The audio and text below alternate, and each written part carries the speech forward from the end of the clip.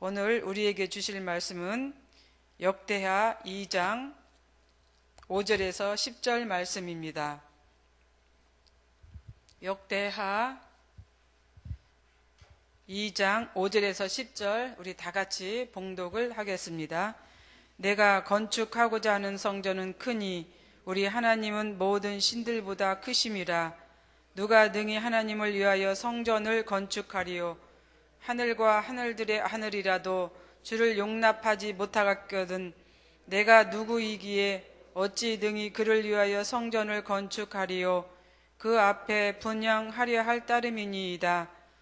이제 청하건대 당신은 금, 은, 동, 철로 제조하며 자색, 홍색, 청색 실로 직조하며 또 아로색일 줄 아는 재주 있는 사람 하나를 내게 보내어 내 아버지 다윗이 유다와 예루살렘에서 준비한 나의 재주 있는 사람들과 함께 일하게 하고 또 레바논에서 백향목과 잣나무와 백단목을 내게로 보내소서. 내가 알거니와 당신의 종은 레바논에서 벌목을 잘 하나니 내 종들이 당신의 종들을 도울지라. 이와 같이 나를 위하여 제목을 많이 준비하게 하소서. 내가 건축하려 하는 성전은 크고 화려할 것이니이다. 내가 당신의 벌목하는 종들에게 찌은 밀 2만 고루와 보리 2만 고루와 포도주 2만 밭과 기름 2만 밭을 주리이다 하였더라. 아멘. 여행 문화가 발달하여 많은 사람들이 여행을 합니다.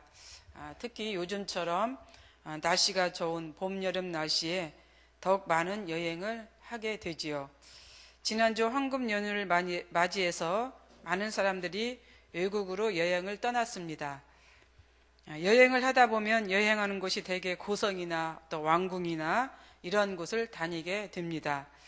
우아함과 화려함을 나타내는 옛 성들을 바라보면서 나름대로 많은 생각에 머물면서 구경을 하게 됩니다. 그런데 사원이나 또 옛 성을 다니다 보면 지금도 화려하고 아름답지만 그 당시에는 얼마나 아름답고 화려했을까라고 하는 이러한 생각을 갖습니다. 아마 지금의 현실적인 눈으로 본다면 도저히 옛날 방식으로는 사원이나 왕궁을 지을 수가 없는 현실 때문에 더욱 그러할 것입니다. 워낙 고급스러운 재료들로 만든 건축 양식이기에 현실적인 감각으로는 재정을 맞출 수 없는 이제 그런 문제가 있지요. 특히 동남아 쪽으로 여행을 하다 보면은 금으로 된 사원의 지붕들이 많이 있습니다. 그래서 이런 것들을 계산해 보면은 현실적으로는 맞지 않다라고 하는 그런 생각을 갖게 되는 것이죠. 그러나 사원이나 고성 왕궁은 그 나라의 권위와 품격을 나타내는 이제 가치가 있는 그런 건물들입니다. 이스라엘은 나라로 형성되기 전까지는 별 볼 일 없는 그런 민족이었습니다. 늘 유세의 침입과 또 포로 생활과 그리고 나라 없는 서름 속에 지내는 약한 민족이었습니다. 오직 여호와 유일신 사상만 섬기며 이제 살아가는 그러한 민족이었죠. 그러다 보니까 이제 주변 국가와는 그렇게 잘 어울리지 못하는 그러한 나라였습니다. 민족이었습니다. 그리고 또 이스라엘은 왕으로 이제 통치를 받는 그러한 민족이 아니라 이제 종교 지도자로 이제 통치를 받는 그러한 민족이었습니다. 그러나 시대가 바뀌어 이스라엘 백성들이 왕을 원하게 되었고 또 주변 국가에서 나라를 다스리는 것을 보고 부러워하면서 왕을 원하게 되었습니다. 이러한 시대의 변화에 따라 하나님은 이스라엘 민족에게 왕을 허락합니다. 초대 왕이 사울이었고 2대 왕이 다윗이었습니다. 그러나 초대 왕 사울은 하나님을 기쁘시게 하는 그런 왕이 아니었습니다. 결국 다윗이 이스라엘 왕이 되었고 다윗으로 말미암아 이제 이스라엘 나라의 기초가 되는 이제 초석이 되었습니다. 다윗에 의해 이스라엘 나라는 확장이 되었고 이제 정상적인 국가로 발디딤하는 그러한 민족이 되었습니다. 외부적으로는 국가의 틀이 만들어졌고 내부적으로는 안정과 평안이 이제 찾아왔습니다. 그래서 이제는 하나님만 섬기며 살아갈 수 있는 세상이 되었습니다. 하나님을 섬기기 위해서는 이제 하나님이 계셔야 할 집이 필요했습니다. 그래서 그 집을 하나님은 솔로몬이 짓도록 허락을 하셨습니다. 물론 다윗이 하나님의 성전을 건축하기를 그렇게 희망했지만 하나님은 솔로몬을 선택을 했습니다. 솔로몬은 성전을 건축하기로 결심을 하고 이제 실행에 옮기게 됩니다. 그 내용이 오늘 본문 2장에서 9장까지 이어집니다. 그런데 솔로몬에 대한 기록이 9장까지 이제 기록되어 있는데 그 안에서 7장까지가 성전 건축에 필요한 말씀이 기록되어 있습니다. 이렇게 9장까지, 9장까지 솔로몬에 대해서 기록하고 있는 이 내용에서 7장, 즉 7장까지의 내용이 성전 건축에 관한 이제 기록이라고 하면은 솔로몬은 그만큼 성전 건축을 아주 중요하게 여겼다고 하는 것입니다. 그래서 솔로몬은 이렇게 성전 건축에 온 힘을 다하여서 이제 하나님의 집을 짓는 것을 우리는 볼 수가 있습니다. 성전 건축은 고대 근동에서 왕국의 확립과 또 밀접한 연관성을 가지고 있습니다. 또한 한편으로는 하나님 나라의 확립과 연관되는 더 중요한 사실이 여기에 숨겨져 있습니다. 그래서 솔로몬은 성전을 짓기 위해서 최선의 노력을 다하였고 성전을 짓기 위해서 아주 철저한 계획을 하고 있는 것을 오늘 성경에서 보여주고 있습니다. 그 계획이 맨 먼저 이제 성전을 짓기 위해서 일꾼들을 선발하는 데 목적을 두었습니다. 전국 각지에서 일을 잘할 사람들을 이제 솔로몬은 뽑았습니다. 그 말씀이 2절에 나와 있죠. 솔로몬이 이에 진군 7만 명과 산에서 돌을 떠낼 자 8만 명과 이를 감독할 자 3,600명을 뽑았다라고 이렇게 기록되어 있죠. 이 내용은 18절에서도 반복이 되고 있습니다. 솔로몬은 레바논에서 성전을 건축할 재료들을 가지기 위해서 일꾼들을 뽑았는데 이제 그 품목별로 이렇게 일꾼들을 뽑았습니다. 짐을 나르는 자, 또 벌목할 수 있는 자, 또 감독할 수 있는 자, 이렇게 세 가지의 영역에서 일꾼들을 뽑은 것을 오늘 볼 수가 있는 것이죠. 그런데 그 명수가 7만 명이었고 8만 명이었고 3,600만 명이라고 였다고 하는 이런 사실입니다. 감독할 자를 3,600명을 뽑았다라고 하는 것은 아주 어마어마한 이제 그 감독할 자 사람들을 동원했다라고 하는 것을 우리들에게 보여주고 있는 것이죠. 그런데 이 일을 위해서 솔로몬은 인구 조사를 했습니다. 전국 각지에 인구 조사를 했는데 거기에 이방인들이 몇 명이었었냐면은 15만 3,600명이었습니다. 이스라엘 내에서 이방인들이 살고 있었는데 이방인들이 15만 명이라고 하는 이런 숫자가 살고 있었다고 하는 것이죠. 그런데 이 인원이 모두 다 이제 그 레바논에서 일할 일꾼들로 뽑혔다라고 하는 그런 사실이에요. 그래서 이렇게 더해 보면은 15만 3,600명이 나옵니다. 그런데 어찌 보면은 이스라엘 백성들은 이제 보호하고 이방인들로 인해서 일꾼들로 이렇게 선별했다, 뽑았다라고 해서 노동 착취 아니냐라고 이렇게 생각을 할 수가 있습니다. 민족 차별이 아니냐라고 이렇게 생각을 할 수 있는데 우리가 다른 면으로 보면 하나님께서는 이방인들도 이렇게 성전 건축하는데 동참시켰다라고 하는데 그 의의가 있다고 하는 것을 우리는 볼 수가 있는 것이죠. 우리나라도 서대문에 있는 독립문을 건축할 때 우리 국민들이 건축을 하지 않았습니다. 거기에 필요한 일꾼들은 중국인이었다고 합니다. 중국인들이 독립문을 건축을 했습니다. 이런 거와 마찬가지로 이스라엘도 이렇게 하나님의 성전을 건축하는 데 있어서 이방인들이 동참했다고 하는 이런 사실을 우리가 염두에 둘 필요가 있습니다. 두 번째로는 솔로몬이 레바논에 있는 두루 왕에게 이제 사절단을 보냈습니다. 두루 왕 후람에게 편지를 보낸 것이죠. 그래서 편지에 이제 그런 내용을 썼습니다. 성전 건축에 쓸 목재와 공교한 공장과 벌목하는 종을 보내달 것을 이렇게 편지로 간곡히 부탁한 것을 우리는 볼 수가 있습니다. 그런데 특이한 사항은 우리가 성경을 보면은 어찌 이렇게 도움을 요청하는 솔로몬의 입장에서 이제 두루 왕 이제 후람에게 당당하게 편지 내용이 그렇게 기록되어 있는가라고 우리가 생각해 볼 수 있습니다. 당당하게 이제 도움을 요청하는 것이죠. 우리에게 일꾼 얼마를 주시고 어떻게 해달라라고 하는 이러한 사실을 우리 성경을 통해서 볼 수 있는데 아주 당당하게 요청하는 이 솔로몬의 모습을 볼 수가 있는 것이죠. 어떻게 보면 이러한 태도는 솔로몬이 하나님을 믿는 그런 신앙관에서 이제 비롯된 것이 아닌가 하는 생각을 갖습니다. 바로 하나님을 의지한 당당한 그 신앙인의 자세를 우리들에게 보여주고 있는 것이죠. 하나님을 믿는 마음, 하나님을 신뢰하는 마음에서 아마도 솔로몬은 이렇게 당당할 수 있지 않았을까 하는 생각을 갖습니다.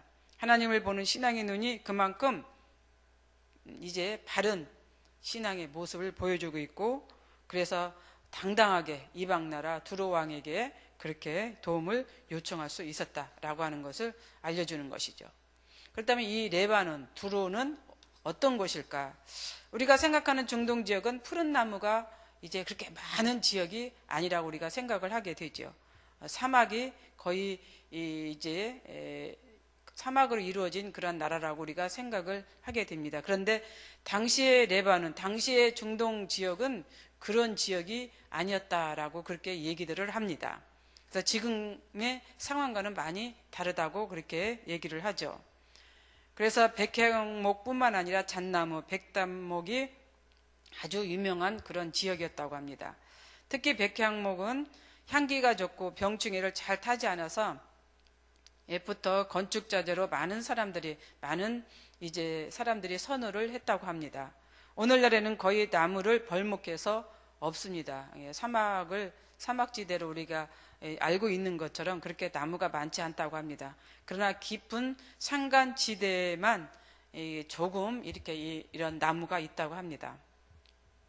그래서 레바논의 백향목은 당시 아주 훌륭한 건축 자재로 인기가 아주 높았습니다. 세 번째, 일꾼들에게 합당한 대가를 지불을 했습니다. 언뜻 보면 솔로몬의 당당한 태도에 일꾼들을 부려먹고 또 그에 따른 대가를 지불하지 않는 왕으로 비춰질 수 있습니다. 그런데 10절에 보면은 내가 당신의 벌목하는 종들에게 찌은 밀 2만 또 보리와 포도주와 기름을 주겠다라고 이렇게 약속을 하는 것을 볼 때 솔로몬은 거저 공짜로 이렇게 일꾼들을 이제 일을 시키지 않았다라고 하는 그런 사실이죠. 그래서 일꾼들에게 합당한 그 대가를 지불했던 이 솔로몬의 모습을 우리는 볼 수가 있습니다. 뿐만 아니라 이제 그렇게 할 수 있도록 허락한 이제 두루왕 후람에게도 후한 사례품을 지급한 것을 볼 수 있습니다. 근데 오늘날 레바논은 기독교와 이슬람이 거의 대부분을 차지하고 있습니다. 그래서 이제 국회의원들도 보면은 반반, 이슬람 반, 기독교인 반 이렇게 국회 의석도 채워졌다고 합니다. 대체적으로 우리가 중동 지역을 보면은 이슬람 문화가 이제 세기 때문에 거의 이슬람의 세계로 이루어졌다라고 생각하는데 이 레바논만은 이제 그렇지 않다라고 하는 그런 사실이죠. 그래서 영토는 이스라엘의 반밖에 안 되는 나라이지만은 지중해 접해 있어서 무역항이 발달해 있고 또 중동의 진주라고 하는 별명이 붙을 정도로 그렇게 이제 그 아름다운 도시, 또 수도인 베이루트는 중동의 파리라고 불릴 정도로 야경이 화려하고 자유분방한 그런 나라라고 합니다. 그래서 다른 도시들과는 달리 여성들이 히잡이나 차도르를 쓰지 않고 그렇게 돌아다닌다고 합니다. 여성들이. 그리고 해변가에는 이렇게 비키니까지 입은 그러한 이제 그 나라라고 합니다. 그래서 얼마나 많은 이 레바논이 자유분방한 나라인지 알 수가 있는 것이죠. 그래서 저는 이런 것을 생각할 때 아마 고대 그 역사에서 이러한 영향들이 받은 나라로 그래서 이렇게 이어져 왔기 때문에 기독교인들도 상당수가 있고 이렇게 민주주의를 선봉하는 그러한 나라가 되지 않았나 이런 생각을 해보게 됩니다. 그렇습니다. 하나님의 성전을 건축하려는 솔로몬에게 이제 솔로몬은 이스라엘 백성들뿐만 아니라 이방인들까지도 적극적으로 가담을 시켜서 성전을 건축하게 했던 이제 하나님의 우리는 그런 의도를 익힐 수가 있습니다. 그래서 하나님은 오직 유대인만이나 이방인들도 이제 이렇게 함께 참여해서 하나님의 사역을 도모하는 이러한 모습을 오늘 성경을 통해서 보여주고 있습니다. 또한 솔로몬은 이제 하나님의 성전을 건축하는 데 있어서 계획적으로 차근차근 준비하면서 이렇게 진행시키고 있는 것을 볼 수가 있는 것이죠. 우리 교회도 이제 성전을 건축을 했습니다. 2011년도에 들어왔는데 그만큼 우리도 준비하면서 이제 애쓴 보람만큼 아름다운 성전에서 우리가 이렇게 예배를 드리고 있습니다. 그리고 하나님을 만나고 있습니다. 성전 건축하는 것은 참으로 힘든 일이지만 그러나 그에 따른 보상과 보람이 참 많이 있다라고 하는 이러한 사실을 생각하면서 우리도 이제 솔로몬의 그 준비된 계획, 또 하나님께서 이방인들도 참여시켰다고 하는 이러한 의미를 되새기는 오늘 하루가 되었으면 좋겠습니다. 기도하겠습니다. 사랑과 은혜가 풍성하신 하나님 아버지 참 감사합니다. 하나님이 계시는 성전, 이 성전이 얼마나 중요하고 또 얼마나 의미가 있는지 다시 한번 우리가 하나님께 기도하면서 생각하는 오늘 하루가 되게 하여 주옵소서. 우리도 하나님께서 주신 이 성전, 아름다운 성전에서 날마다 하나님께 찬양하며 기도할 수 있다고 하는 것 감사를 드리면서 우리에게 이러한 모든 것을 허락하신 하나님께 감사하면서 살아가는 오늘 하루가 되게 하여 주시옵소서. 감사드리오며 예수님의 이름으로 기도드리옵나이다. 아멘. 오늘 우리에게 기도 제목은 봉사입니다. 우리에게 서로 사랑하는 마음을 더욱 부어 주옵소서. 교회 안의 작은 교회들을 넉넉하게 축복하옵소서.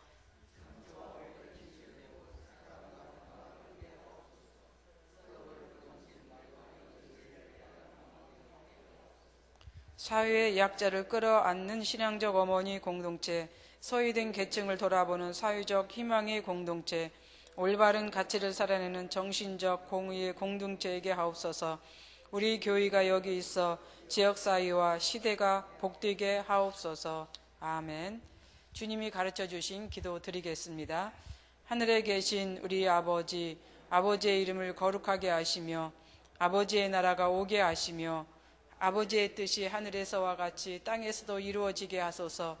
오늘 우리에게 일용할 양식을 주시고 우리가 우리에게 잘못한 사람을 용서하여 준 것 같이 우리 죄를 용서하여 주시고 우리를 시험에 빠지지 않게 하시고 악에서 구하소서. 나라와 권능과 영광이 영원히 아버지의 것입니다. 아멘. 공동 기도 제목입니다. 지금 들은 말씀이 내 삶으로 이어지게 하옵소서. 은혜가 풍성한 수요 예배가 되게 하시고 말씀 전하시는 담임 목사님 축복하옵소서. 오늘 진행지는 제자반 전도 특공대 마더와이즈 꿈송사에게 하나님의 은혜가 풍성하게 하소서. 25699 진행되는 VIP 전도 초청 예배를 성령으로 인도하옵소서. 평신도 인문학 독서 모임 말씀삼 성경대학 1일 세미나를 축복하옵소서. 성경 2000 통독 정교인 성경 필사에 동참하여 말씀의 은혜를 누리게 하소서. 찬양 세미나 온세계 기도회 꽃처럼 아름다운 사역이 잘 진행되게 하소서. 한미 중일 북관계를 회복시키시고 나라가 평안하고 안정되게 하소서. 이 시간 공동기도 제목과 또 여러분들이 가지고 오신 기도를 하나님께 올리신 후에 삶의 자리로 나아가도록 하겠습니다. 기도하겠습니다.